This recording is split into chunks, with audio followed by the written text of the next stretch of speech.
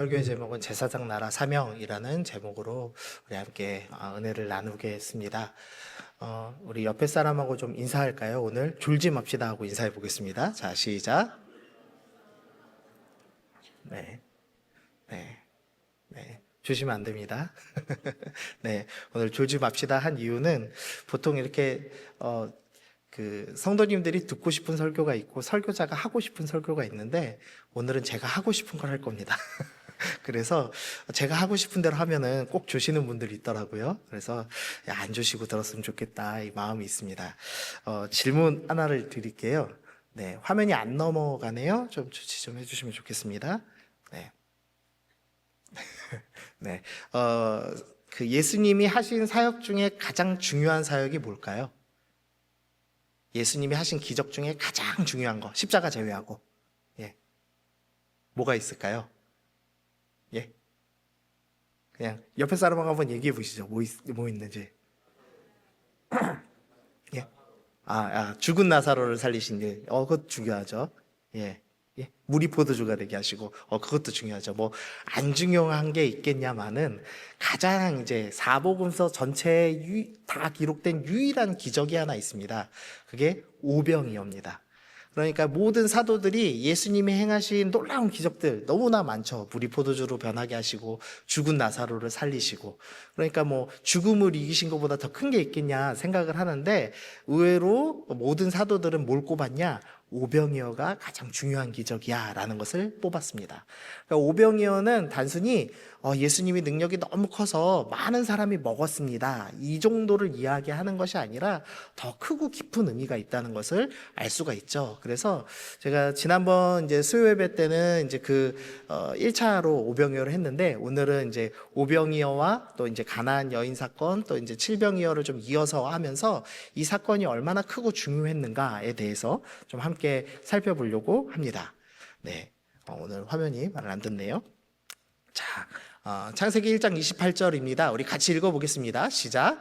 하나님이 그들에게 복을 주시며 하나님이 그들에게 이르시되 생육하고 번성하여 땅에 충만하라. 땅을 정복하라. 바다의 물고기와 하늘의 새와 땅에 움직이는 모든 생물을 다스리라 하시니라.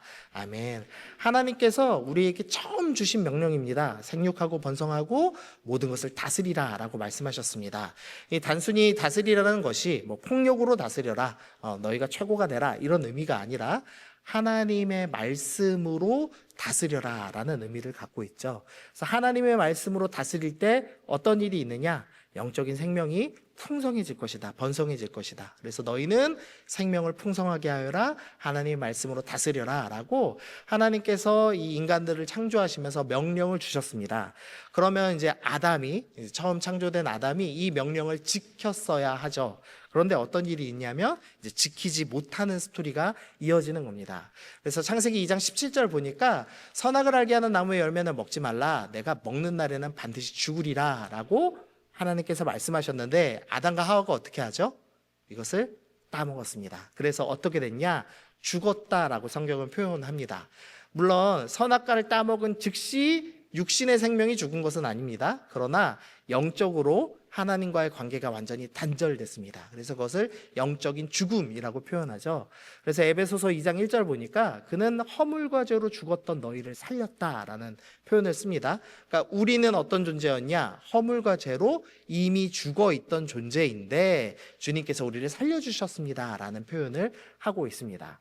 그러니까 하나님께서는 너희는 말씀으로 다스리고 생명의 풍성한 일을 해야 하는데 선악과를 먹고 실패하는 것으로, 그래서 하나님의 말씀이 이루어지지 않는 스토리가 이제 처음에 출발을 하는 겁니다. 그런데 하나님의 말씀은 이루어져야 되나요? 안 이루어져야 되나요? 이루어져야 하죠. 그래서 이 창세기 1장 28절의 말씀을 이제 이루는 스토리로 성경이 나아갈 겁니다. 그런데 이제 문제가 생겼습니다. 이제 출애굽기 4장 22절의 빨간 글씨만 보니까 이스라엘은 내 아들 내 장자라. 하나님께서 아담이 아닌 이번에는 이스라엘을 선택하시면서 이스라엘 너는 내 아들 내 장자야 하시면서 또 명령을 주셨습니다. 우리 출애굽기 19장 6절 읽어보겠습니다. 시작.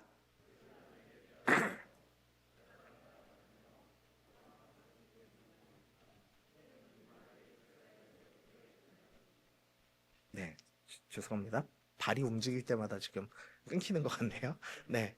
하나님께서 이스라엘에게 명령을 내리셨습니다. 제사장 나라가 되라라는 명령입니다. 이 명령도 아까하고 동일한 말씀입니다. 제사장은 무슨 사역을 하나요? 예. 백성들이 찾아오면 죄를 씻을 수 있도록 도와주는 역할을 하죠. 죄를 씻으면 무슨 일이 일어나죠? 죄를 씻으면 하나님과의 관계가 회복됩니다. 하나님과 함께 할 수 있게 되죠. 그래서 이 제사장 나라의 사명은 결국 하나님의 말씀으로 다스려지고 하나님과의 영적인 관계가 회복돼서 다시 살아나는 생명의 풍성함이 일어나는 일들이 일어나는 겁니다. 그래서 하나님께서 이 이스라엘에게 이 창세기 1장 28절과 동일한 내용의 명령인 제사장 나라가 되라라는 명령을 주시면서 이 위치를 이스라엘을 이 중간에다 놓으셨습니다. 네, 계속 네, 어떻게 해야지 안 꺼질까요? 네. 이 그림은 이 1580년도에 이 루터교 목사님이 그리신 성경 여행기라는 그림인데요. 중간 파란색이 이스라엘입니다. 근데 이제 쉽게 설명해 놓은 겁니다. 이스라엘에서 이제 위로 가면은 동쪽에 아시아가 있고 유럽이 있고 밑으로는 아프리카가 있습니다. 근데 하나님께서 이 이스라엘을 이 세 개의 대륙의 중간에 놓으셨습니다. 왜 여기에 놓으셨냐? 제사장 나라가 되어서 이 사람들이 이스라엘로 와서 다시 하나님과 관계 회복하고 싶습니다. 그럼 어떻게 회복해야 됩니까? 그러면 예배를 가르쳐주는 사명을 하도록 이 위치에 두셨다. 이것을 이제 설명하기 위해서 이 그림을 이제 그려놨습니다. 그래서 이스라엘은 이제부터 제사장 나라가 되어서 하나님과의 관계를 회복하고 다시 하나님 말씀에 다스려지는 일들을 감당했어야 합니다. 그런데 불행히도 아담도 실패했는데 장자 이스라엘도 실패하는 스토리가 이제 성경에서 이어집니다. 우리 파란 글씨만 한번 보시면요, 제가 읽겠습니다. 너희는 그들과 서로 통혼하지 말며 그들도 너희와 서로 통혼하게 하지 말라. 그들이 반드시 너희의 마음을 돌려 그들의 신들을 따르게 하리라. 성경에서 계속해서 너희는 이방 민족하고 결혼하지 말아라 라고 말씀합니다. 이것은 그냥 단순히 혈통적으로 유대인과 이방인을 섞으면 안 된다라는 의미가 아닙니다.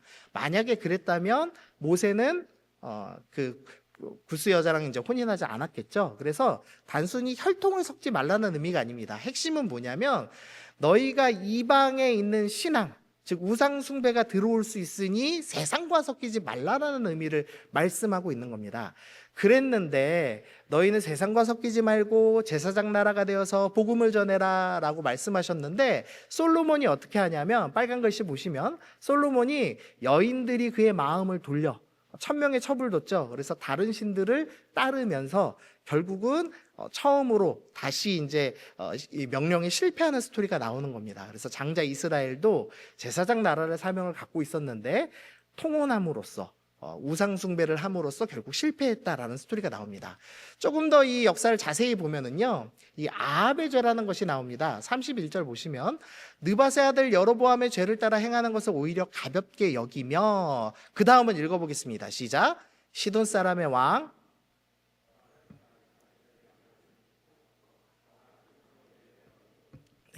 아합이라는 왕이 이제 성경에서 가장 악한 왕이죠. 근데 이 사람은 어떤 죄를 범했는가? 통혼했습니다. 근데 어떤 사람과 통혼했냐? 시돈 사람, 시돈에 있는 공주 이세벨하고 통혼해서 우상을 하나님 섬기던 것을 아예 내다버리고 이제는 우리는 바알 섬길 거야 하면서 바알을 공식적으로 들여오는 죄를 짓습니다. 그래서 북이스라엘도 결국은 통혼하면서 실패하는 스토리가 나오죠. 그러면서 전문 용어를 하나 쓴 겁니다. 여로보암의 죄라는 것이 있고 아합의 죄라는 게 있습니다. 여로보암의 죄는 금송아지를 섬기는 죄입니다. 근데 금송아지를 뭐라고 섬기냐면 하나님이라고 생각하면서 섬깁니다. 그러니까 제대로 섬긴 건 아닙니다. 그러나 형식적으로는 하나님을 섬기는 겁니다. 자기들이 생각할 때는 혼합해서 섬기는 거죠. 그런데 아합의 죄는 금송아지를 하나님으로 부르는 것조차도 이제 싫다. 하나님 내다버리고 누구 섬기겠다?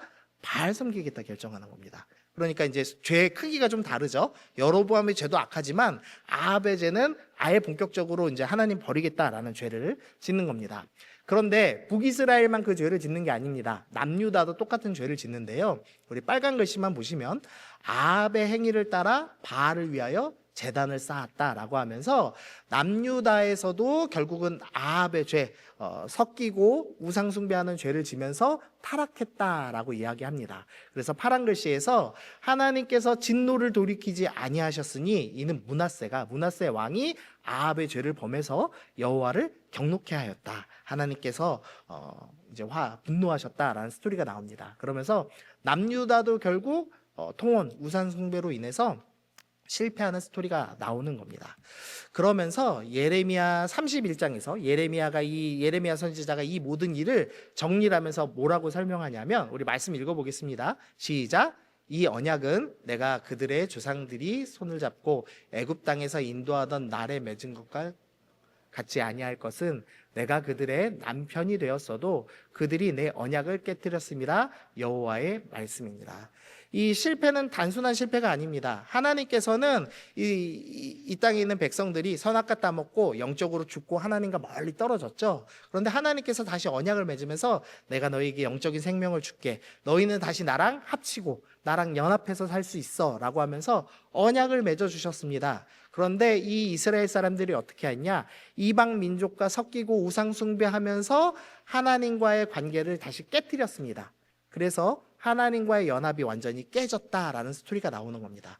하나님은 계속해서 너희는 모든 민족들을 하나님 말씀으로 다스리고 생명이 풍성해져야 돼. 또 제사장 나라 사명 감당해야 돼. 라고 말씀하시는데 계속 이제 이 이스라엘들이 실패하는 스토리가 성경이 계속해서 나오는 거죠.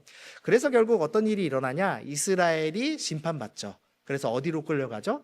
바벨론으로 끌려갑니다. 이제 끌려갔다가 다시 하나님의 은혜로 70년 만에 돌아옵니다. 이제 돌아오고 나면은 무슨 생각 가져야 되나요?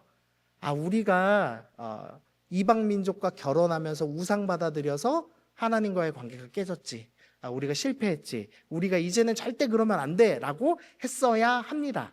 그런데 포로 시대에도 또 무슨 일이 일어나냐? 에스라서에서 그들의 딸을 맞이하여 빨간 글씨 보시면 아내와 며느리를 삼아 거룩한 자손이 그 지방 사람들과 서로 섞였다라는 표현을 하죠. 또 결혼하면서 또 우상 숭배하는 스토리가 나오는 겁니다. 느헤미야서에서도 유다 사람들이 아스돗과 암목과 모압 여인을 아내로 삼았다라고 하면서 큰 악을 행했다라는 스토리가 나옵니다. 그래서 포로 시대조차도 결국엔 또 실패하는 스토리가 나오는 겁니다. 그런데 여기서 이제 중요한 것은요, 이번에 이제 문제가 하나 있습니다.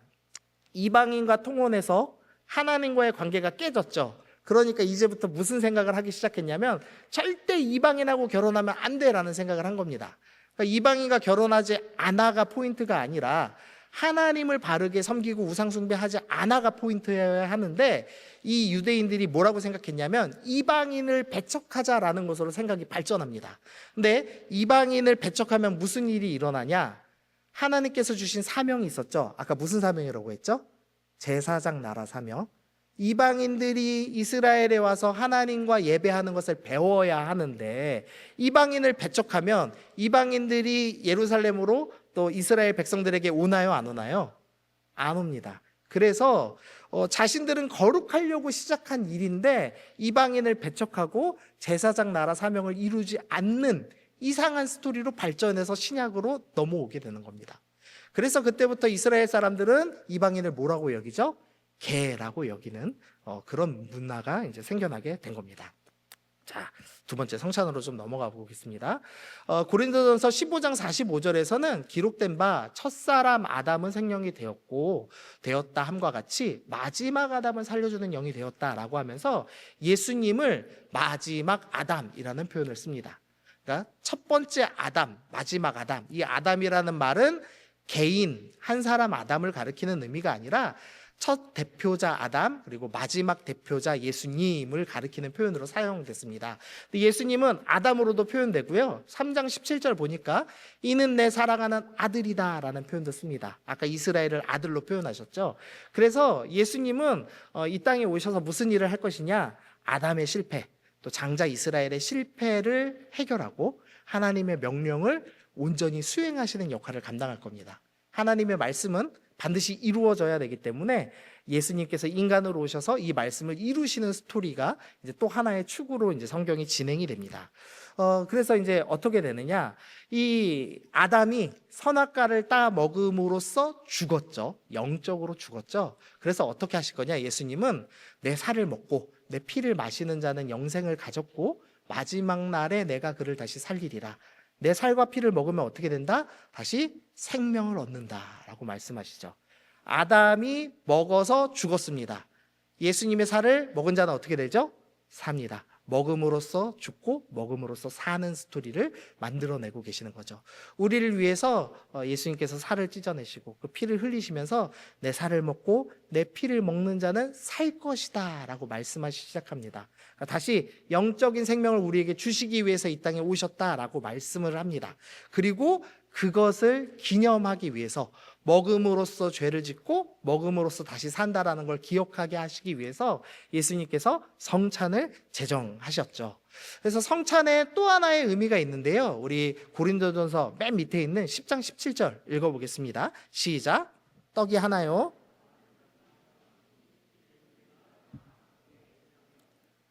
네, 그래서 떡에 또 하나의 역할이 있습니다. 아까 먹음으로써 생명 얻는 것 말고 또 하나의 특징이 있는데 뭐죠? 우리가 한 몸 된다. 연합한다. 아까 하나님과의 연합, 결혼이 어떻게 됐죠? 깨졌습니다. 그런데 예수님의 살을 먹음으로써 다시 어떻게 된다? 연합된다라고 이야기를 하는 겁니다. 그래서 아담과 이 장자 이스라엘의 실패를 예수님께서 해결하시는 스토리로 이제 발전을 하고 있는 겁니다. 이제 여기까지를 아시고 나서 이제 오병이어를 보겠습니다. 네. 한 분도 안 졸고 계십니다. 네, 감사합니다. 자, 그다음에 이제 성찬 공식인데요. 우리 누가복음 22장 읽어보겠습니다. 시작. 또 떡을 가져 감사기도 하시고 떼어 그들에게 주시며 이르시되 이것은 너희를 위하여 주는 내 몸이라 너희가 이를 행하고 나를 기념하라 하시고. 지금 누가복음 22장은요 이제 성찬을 이제 가르쳐 주실 때 본문이죠. 근데 여기서 이제 중요한 단어만 좀 제가 표시를 해놨습니다. 가져다가 감사기도 하시고 떼어서 주시는 요 네 가지로 성찬이 진행이 됩니다. 요 네 가지가 핵심입니다. 그리고 나서 이제 제자들이 이제 이게 예수님께서 마지막 이제 식사를 하신 거죠. 이걸 다 먹고 그리고 예수님이 돌아가시고 예루살렘에 있으면서 생각을 하는 겁니다. 성찬이 무슨 의미가 있지? 왜 이렇게 하셨지? 생각하면서 하나 깨달은 겁니다. 마태복음 14장 19절 오병이어 본문입니다. 오병이어의 본문에 빨간색 글씨만 보시죠. 두 마리를 어떻게 하죠? 가져다가 하늘을 우러서 뭐 하시죠? 축사하십니다. 여기서 축사는 감사기도입니다. 똑같습니다. 감사기도라고 누가복음 22장에 쓰여 있는 원어랑 여기 축사가 원어가 똑같습니다. 감사기도 하시고 그 다음 어떻게 하죠? 떡을 뗍니다. 그 다음에 무리에게 줍니다. 오병이어가 사실은 뭐를 연습한 거죠 지금? 성찬을 연습하고 있는 겁니다.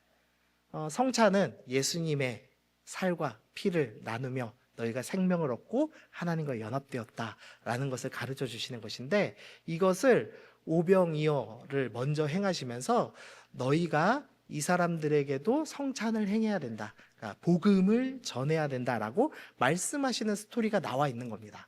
그래서 제자들이 이걸 기억하면서 이게 너무 중요한 거였구나.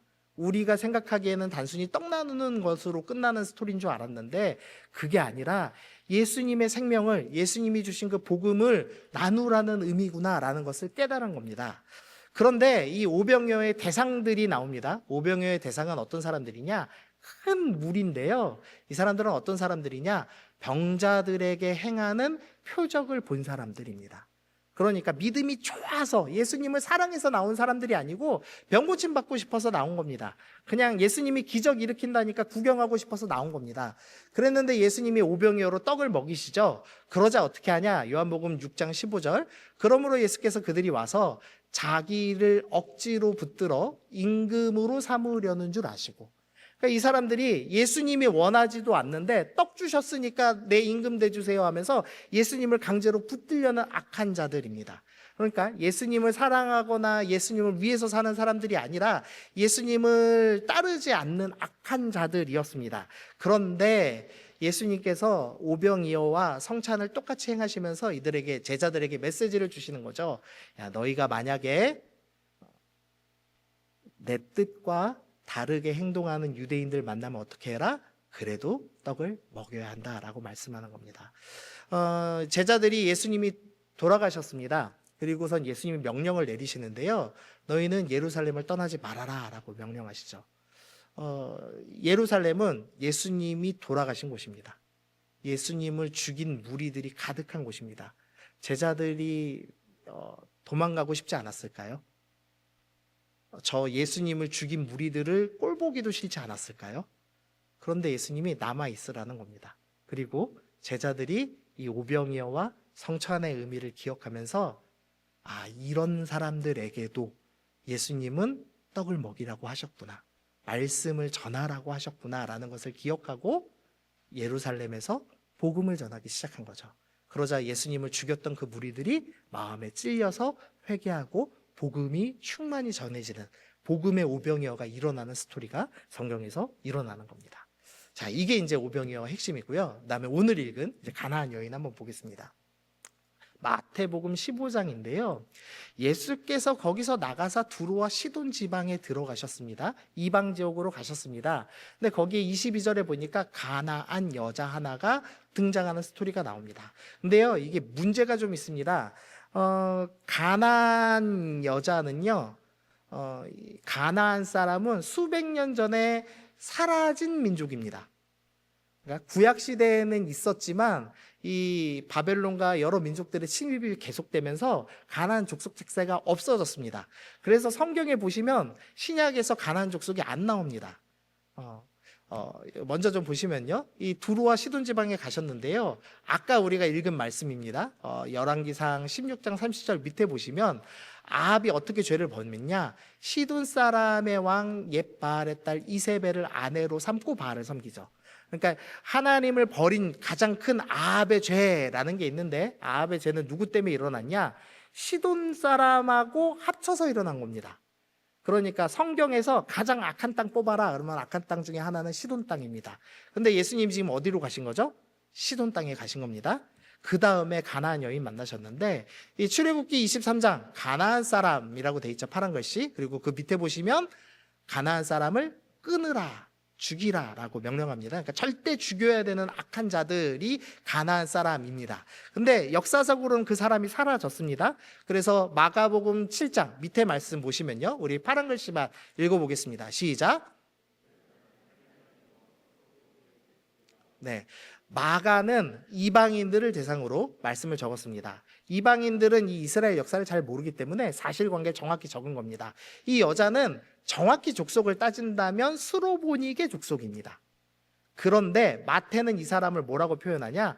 이 사람은 가나안 여자야 라고 표현하는 겁니다. 무슨 소리냐? 절대 구원받으면 안 되고 끊어져야 되는 이방인이라는 표현을 하는 겁니다. 마태는 유대인들이 읽을 수 있도록 이 표현을 하는 거죠. 시돈 땅, 가장 악한 땅인데 그 악한 땅에서 살고 있는 이방인입니다. 그러니까 이 사람은 절대 구원받으면 안 돼, 그런 사람이야 라는 것을 마태가 지금 표시를 해 놓은 겁니다. 그런데 이 가나안 여자가 와서 내 딸이 귀신 들렸습니다 라고 이야기를 하죠. 그러면서 22절에서 뭐라고 부르냐면요, 가나안 여자 하나가 그 지경에 와서 소리질러 이르되 주 다윗의 자손이여 나를 불쌍히 여기소서라는 표현을 합니다.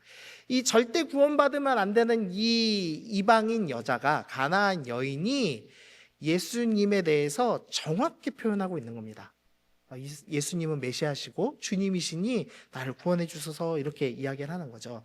예수님께서 대답을 처음에 안 하시죠. 그리고 나서 24절, 예수께서 대답하여 이르시되 나는 이스라엘 집에 잃어버린 양 외에는 다른 데로 보내심을 받지 아니하였다. 이게 바리새인들, 이 유대인들의 모습이죠. 이방인들은 이제 필요 없어, 우리만 구원받으면 돼, 이렇게 이제 얘기하는 사람들이죠. 그런데 이 대답에 대해서 여인이 뭐라고 하냐면 26절 읽어보겠습니다. 시작. 자녀의 떡을 취하여 개들에게 던짐이 마땅하지 아니하나이까. 주님 맞습니다. 저희는 개만도 못한 존재입니다. 이방인 맞습니다. 절대 구원받을 수 없는 존재입니다. 그런데 강아지도 주인 상에 떨어지는 부스러기를 먹는 것처럼 주님, 우리를 불쌍히 여겨주옵소서. 주님만 날 구원하실 수 있습니다 라고 고백하기 시작한 겁니다. 그러면서 이 유대인 남자인 제자들한테 지금 보여주는 겁니다. 자, 봐라. 내가 이렇게 이 유대인의 자세로 외면하고 면전에다가 대고 너희는 개만도 못하다라고 취급할지라도 나를 주인님으로, 나를 다윗의 자손으로, 메시아로 인정하는 믿음이 있는 이방인들이 일어나고 있다라는 것을 보여주는 겁니다. 너희는 제사장 나라 사명을 잊어버리고 이방인을 배척하고 우리만 구원받으면 돼라고 얘기하고 있지만 아니다. 하나님께서는 이방인들도 구원받길 원하시고 그들의 믿음을 일으키고 계시다라는 것을 확인시켜 주시는 겁니다. 그래서 예수님께서 28절에서 여인에게 뭐라고 하냐면 여자여 내 믿음이 크도다라고 말씀합니다. 여기서 크다는 것은 매우 크답니다. 메가스라는 원어 쓰거든요. 메가가 엄청 큰 거잖아요. 그래서 보통 그 계시록에서 천군 천사 많은 군사가 올 때 메가스, 이 크다라는 표현을 씁니다. 여인, 이 여인은 이방인이고 절대 구원받을 수 없는 가나안 족속임에도 불구하고 이미 믿음이 있을 뿐만 아니라 믿음이 큰 자가 존재하고 있다. 그래서 이들도 이방인들도 너희 생각과는 달리 구원받아야 하며 너희가 제사장 나라 사명을 감당해야 한다라고 말씀하시는 겁니다. 그래서 이렇게 이제 좀 정리를 할 수 있겠습니다. 가장 악한 땅 가나안 여인도 구원받을 믿음이 있다라는 스토리가 마태복음 15장에 등장하는 겁니다. 예, 어렵죠? 그래서 재밌으시죠? 네. 그리고 나서 제가 강요한 것 같네요. 네. 그리고 나서 이제 칠병이어 스토리가 나옵니다. 칠병이어 보니까 예수께서 거기서 떠나서 갈릴리 호숫가에 이르릅니다. 우리가 갈릴리 호숫가라고 하니까 유대 지역이겠지라고 막연히 생각할 수 있는데요. 갈릴리는 엄청 큰 호수입니다. 그래서 여기는 무슨 지역이냐? 데가볼리라고 하는 이방 지역입니다. 그것을 어떻게 알 수 있냐? 예수님께서 병자들을 고쳐주시는 스토리가 쭉 나오죠. 근데 그 마지막 빨간 글씨 보시면 고침받은 사람들이 그리고 그것을 본 무리들이 놀랍게 여기면서 뭐라고 표현하냐면 이스라엘의 하나님께 영광 돌립니다. 유대인들은 하나님께 영광 돌립니다. 왜냐하면 내 하나님이니까요. 근데 지금 이방 지역 사람들한테는 우리 하나님이 아니죠. 이스라엘 지역의 하나님이죠. 근데 이 하나님이 진짜 하나님이구나 하면서 이스라엘 하나님께 영광 돌린 스토리가 나오는 겁니다. 그래서 예수님께서 가나안 여인, 절대 믿을 수 없는 이 여인이 이렇게 믿음이 크지 이방인들도 구원받을 수 있어를 보여주시고 이방 지역에서 사역을 시작하시는 스토리가 칠병여에 나오는 겁니다. 그리고 나서 이방인들에게도 가지시고 감사기도 하시고 떡을 떼어서 제자들에게 주시는 스토리가 나오는 거죠. 절대 구원받을 수 없다고 생각하는 그 이방인들도 생명의 떡을 너희가 줘야 돼 라고 제자들한테 가르쳐 주시는 스토리인 겁니다. 이것을 이제 성찬이 다 끝나고 예수님이 돌아가시고 이것을 이제 제자들이 깨달은 거죠. 그래서 모든 제자들이 오병이어가 가장 중요해. 우리의 사명을 기록해 주신 거야 해서 모든 사복음서가 오병이어를 기록하고 특별히 마태는 유대인들에게 복음을 썼기 때문에 야 너희는 오병이어뿐만 아니라 칠병이어의 의미도 알아야 돼. 예수님은 이방인에게도 생명의 떡을 복음을 전하라고 말씀하셨어 해서 가나안 여인과 칠병이어 스토리를 이어서 지금 기록하고 있는 겁니다. 그래서 어렵게 정리하면 이렇게 정리할 수 있습니다. 정리 다 했으니까 적용 한번 해보시죠.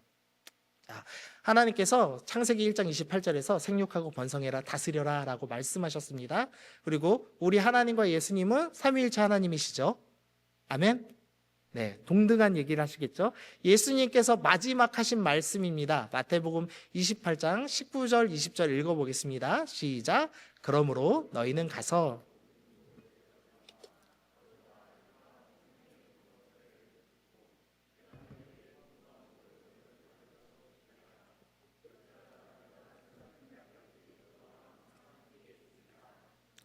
아멘. 예수님의 마지막 명령과 하나님의 명령은 내용이 일치해야 되겠죠. 그래서 예수님 뭐라고 하시냐면 너희는 모든 민족을 제자로 삼아라. 제사장 나라 사명 너희 다시 이어야 해. 너희가 다시 하나님 말씀을 가르쳐 지켜야 돼 라고 말씀하는 겁니다. 여기서 제가 색깔 표시해놨습니다. 생육하고 번성하여랑 모든 민족을 제자를 삼아가 동일한 의미인 겁니다. 생육하고 번성하여를 악이 낳는 걸로 해석하시는 분이 있어요. 그래서 절대 피임하면 안 된다. 이제 이렇게 해석하십니다. 그러면 뭐가 문제가 있냐? 하나님을 정말 잘 믿었는데 생육하고 번성에 실패하신 분이 한 분 계세요. 성경에. 누구죠? 결혼도 못 하셨어요, 이분. 바울도 실패했을 것 같습니다. 근데 더 잘 믿는 분이 있어요. 하나님을 너무 잘 하시는데 결혼을 못 하셨어요. 누구죠? 예수님. 예수님은 자식을 못 낳으셨습니다. 그러면 예수님은 생육하고 번성 못한 거니까 하나님 말씀을 위반한 건가요? 아니죠. 그러니까 생육하고 번성하여를 에나세오로 해석하시면 안 됩니다. 그러니까 이것은 모든 민족을 제자 삼아라는 의미로 해석하시면 맞습니다. 그러니까 너희가 할 일이 뭐다? 복음을 전하여서 사람들을 제자로 삼아야 돼라고 말씀하시는 겁니다. 그런데 어떤 사람들을 제자 삼아야 됩니까? 저 예수님을 먹을 것만 보고 쫓아다니고 병 날라고 쫓아다니고 예수님 싫어하시는 애들 왕사 물려고 하면서 끝까지 고집 부리는 저 고집불통 유대인 같은 놈들에게도 떡을 나눠야 되고 절대 구원받아서는 안 될 것처럼 보이는 저 이방인 같은 놈들에게도 복음을 전해야 된다. 그것이 오병이어와 칠병이어를 통해서 우리에게 주시는 하나님의 말씀입니다. 그래서 우리는 복음을 전해야 합니다. 제자를 삼아야 합니다. 라고 이야기하는 거죠. 근데 이제 문제가 있습니다. 복음 전하는 거 쉬우세요? 어려우세요? 안 전해보신 분은 모르겠지만 전해보신 분은 알죠. 어렵습니다. 평생에 한 명 전도하기가 쉽나요? 어렵나요? 정말 어려워요. 한 명 전하는 거 너무 어려워요. 자, 마지막 장면입니다. 자, 오병이어 사건입니다. 예수님이 보리떡 5개와 물고기 2마리로 몇 명을 먹이셨죠? 5,000명 먹이셨습니다. 한번 상상해 보시죠. 5,000명 다 먹이려면 물고기랑 떡이 얼만큼 있어야 될까요? 적어도 요 강대상 앞은 다 차지 않을까요? 맞죠? 그럼 예수님은 끝없이 쪼개 나누시고 제자들은 계속 퍼다가 나르고 이랬을까요? 아닐 겁니다. 어떻게 했을 거냐? 예수님께서는 가져다가 축사하시고 떼어서 제자들한테 나눠줍니다. 그럼 제자들은 이제 어떻게 해야 되죠? 자기가 그거 들고 가서 뭐 해야 되죠? 예수님하고 똑같이 행동해야 돼요. 가져다가 축사하고 떼어서 나눠줘야 됩니다. 제자가 오병이어를 일으킬 수 있습니까? 없습니까? 제자들이 오병이어를 일으킬 수 있습니까? 없습니까? 있습니다. 누구의 능력으로? 제자들 능력으로 한 거 아니죠. 예수님은 떼어서 나눠주시고 너희도 가서 먹을 것을 줘라 라고 말씀하실 때 순종하여서 주님 저는 능력이 없어요. 저는 떼갖고 이게 나눠질 게 아니에요. 제가 복음 전한다고 제가 복음 전할 줄 모르는데 나 성경도 잘 모르는데 어떻게 나눠요? 그렇지만 먹을 것을 주라 말씀하셨으니 순종하겠습니다 라고 예수님께 받은 떡을 들고 가서 똑같이 나누면 어떤 일이 일어난다? 전해지더라. 풍성해지더라. 부족함이 없더라 라고 말씀하는 겁니다. 복음 전하는 거 쉽지 않습니다. 두려운 일입니다. 그러나 순종하여서 복음을 들고 간 자는 반드시 나눠줄 수 있습니다. 순종한 자만이 누릴 수 있는 축복이죠. 그런데 그 대상을 내 마음대로 정합니까? 아니고 복음을 들을 수 없을 것 같은 고집불통 같은 유대인 같은 사람들, 절대 들어서는 안 될 것 같은 이방인 같은 사람들, 우리 주님께서 나누셨으니 우리도 기쁨으로 나눠야 한다. 이것이 오병이어의 가장 핵심 스토리입니다. 그래서 말씀을 좀 기억하시면서 주님, 제가 두렵고 떨리지만 복음 들고 가볼게요. 제자들도 두렵고 떨리지만 가서 복음을 나눴던 것처럼 저도 가보겠습니다. 주님, 제가 주님께서 모든 이에게 떡을 주라 하셨으니 저도 대상 가리지 않고 한번 용기 내서 내가 싫어하는 사람도 고집불통인 사람도 찾아가서 말씀을 나누고 먹여보겠습니다. 그렇게 결단하시면서 복음을 전하기로 결단하는 제자의 삶을 제사장 나라 사명을 감당하시는 우리 미랄의 성도님들 되시기를 소원합니다. 아멘.